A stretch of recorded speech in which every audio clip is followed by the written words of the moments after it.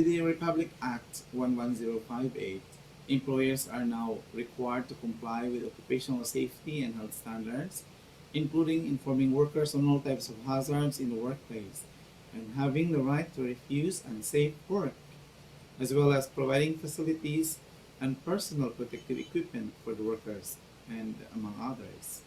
With this law, the Philippines comes closer to achieving the Sustainable Development Goal to protect the labor rights and promote safe and secure working environments for all workers. It also boasts the implementation of the World Health Organization's supported Occupational Health and Safety Sector Plan under the National Environmental Health Action Plan in 2017 to 2022. So another work-sharing information is the 2020 to 2040 Human Resources for Health, or the acronym HRH Master Plan. And this will serve as a long-term strategic plan for the management and development of human resources for health. What is then the Human Resources for Health Master Plan? This is defined as all people engaged in actions whose primary intent is to enhance health, according to the World Health Organization's report in 2006. Human resources for health are identified as one of the core building blocks of a health system. They include physicians, nursing professionals, pharmacists, midwives, dentists, and allied professions, community health workers, social health workers, and other healthcare providers, as well as health management and support personnel. Those who may deliver services directly but are essential to effective health system functioning, including health services, managers, medical records, and health information technicians, health economists, health supply chain managers, medical secretaries, and others. The field of health human resources deals with issues such as planning, development, performance, management, retention, information, and research on human resources for the healthcare sector. So, meaning to say, the human resource management department of any organization should look into also about this. Okay?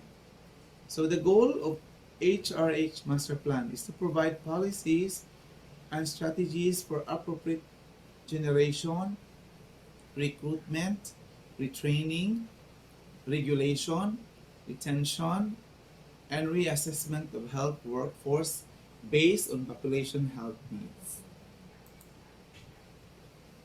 There are sub-plans with this particular program. The short-term plan, and the duration is, the timeline is from 2020 to 2022. And for the medium-term plan, this is for 2023 to 2028. And for the long-term plan, this is for 2029 to 2040. And its sub-plans, there are different focus or areas of focus. So these are the following strategic focus for short-term plan for 2020 to 2022. Like to produce adequate number of quality HRH to support national and local health systems need. Recruit and retain sufficient number of HRH towards attaining equitable distribution of human resource for health at all levels of the healthcare system. Then promote decent work and protection for human resources for health. Build HRH capacities to deal with triple disease burden, prevent and control emerging and re-emerging diseases, and respond to health emergencies. Establish HRH systems to support the strategic health system goals. Engage policymakers and key stakeholders at national and local levels to substantially invest in the health workforce. And engage communities to participate in providing health, promotive, and disease preventive care for families. So the same thing with medium-term plan, with the duration, with the timeline from 2023 to 2028. So there are also the strategic um, areas of focus. Like in this one, to sustain production of practice-ready health workers, promote recruitment, retain appropriate skill mix in national and subnational health systems, up to the increase in health literacy. And every strategic focus or area of focus, there are also different sub areas of concern. And for the long-term plan, 2029 to 2040, there are also the same. Actually, the different strategic focus, they are actually connected from each other, starting from the short-term plan up to the long-term plan. Now, for the long-term plan, we have developing highly competent and motivated human resources for health who are responsive to individual and population health needs. Support progressive investments for human resources for health, up to the last, which is to ensure that Filipinos share accountability for their individual, family, and community health outcomes. So, to recapitulate the main points of my talk today, um, we've, I've expounded the definition. Of course, we define first what is human resource management according to Armstrong, according to Dessler, and so on. Basically, human resource management is it's all about managing resources and managing people. We also identified the broad areas of activities of human resource as it is being identified by American Society for Training and Development. And these are the human resource planning, organization and jobs design, selection and staffing, training and development, organizational development, compensation and benefits, employee assistance, union labor relations, and personnel research and information system. So I've mentioned as well the new trends in human resource management. Some of the new trends are job redesign, job enlargement. As we all know now, there is really a paradigm shift in terms of not only in terms of education, but in terms of managing an organization. Like for example, there is now an empowerment for every members of the staff. Even people at the undermost level in the hierarchy level in the organizational chart, they are now being empowered to rectify problems. There's no need for them to run to their supervisors for solutions. They are being given a power to solve problems. So change in the work life is another trend in human resource management. As we all know, we are in the trying times.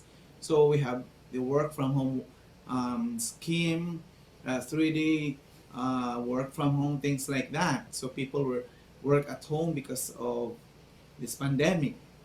Better communication channels. So we are really utilizing technology to convey messages, to even to conduct meetings. We are now holding meetings in a virtual room. So facilitating empowerment, enlarging the knowledge base, encouraging people in the organization to become creator of anything, no? Being a content of a blog or whatsoever. Developing team spirit, no? Activities, encouraging people to be a good team player. So that's really part of the trends in human resource. Aside from that, we also ask ourselves why there's a need for us to study human resource management. And human resource management is actually one of the subjects in the Bachelor of Technology and Livelihood Education. So, aside from that, there's really a need for us professionals to know even just the basic functions and what is really human resource management. No, we will learn important functions and concepts, and with this learning, eventually we can develop our ability to apply these learnings, no, the human resource management functions through our critical thinking, no.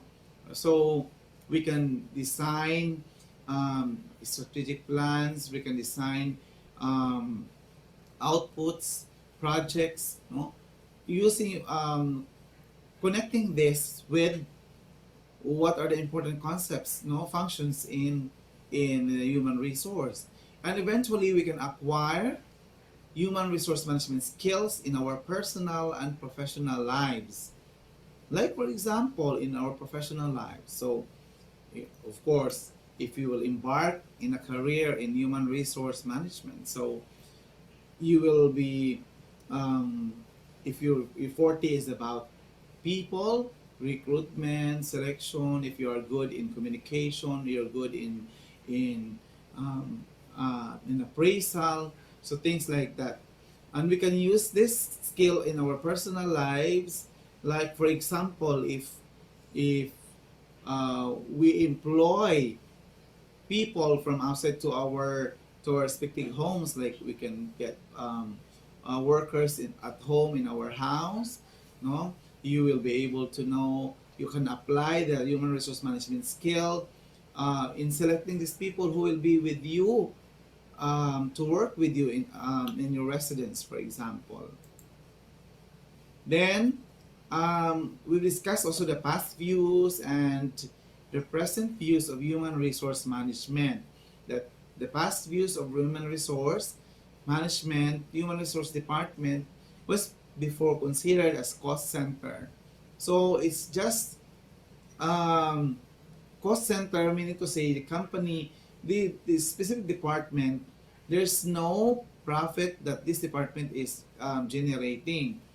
No, what's in mind for people about in the past view of human resources, that this department is just all about paperwork, but the mindset and the jobs entailed in this department is being changed in the present view of human resource, wherein this department is now considered as a productivity center. Productivity center in the sense that this department is encouraging people in other departments of the organization to be involved in activities, no, to increase productivity, to increase performance. So the key terms in this productivity center are effectiveness and efficiency. So we've also learned about the different human resources management challenges in the 21st century, as being mentioned by Lucero et al. The productivity, job satisfaction, turnover, and absenteeism. Although there are more, definitely there are more challenges coming. Then we also discussed about this, the human resource management strategic view redesigning in order to come up with a sustainable competitive advantage and the goals of strategic human resource. In connection with the goals of strategic, we came up with um, the different interventions in human resource. But before that, we discussed as well the different human resource management skills, the technical skills, the human relations skills, conceptual and design skills, and the business skills.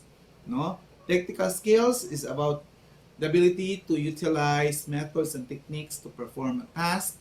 No? Whether you are using a computer, a software, and so on. Human relations skills. So this is to understand and communicate to work well with individuals and groups, not only with individuals but groups, through developing effective relationships. It's all about creating relationship, having a good rapport with colleagues, not only with colleagues but with people from outside, our client, our guests, our our stakeholders as well. So we have also the conceptual and design skills. So the ability to evaluate a situation, identify alternatives, select a reasonable alternative, in order for the managers, human resource managers in that sense, to come up with a solution to a problem. Then business skills, so analytical and quantitative skills, not to in order the concern here is about the contribution to the profitability of the organization. Then we we came now to the human resource management interventions, which are the performance management, and the subtopics here are performance appraisal, and we talk about performance management system, reward management, and then another intervention is managing workforce diversity.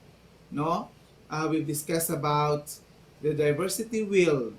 Okay, the the techniques on how to manage diversity, and the well-being or the wellness, safety, security, and of workplaces. Of workplaces, that's the last that we've discussed. So, thank you for sustaining your certain degree of attention to my talk today. Thank you so much to all the participants of this national convention. Thank you to the organizer, the Philippine Organization for TLE and TVL Educators Incorporated. Thank you, and I really feel so honored and privileged to be part of this activity. Mabuhay, and to God be the glory.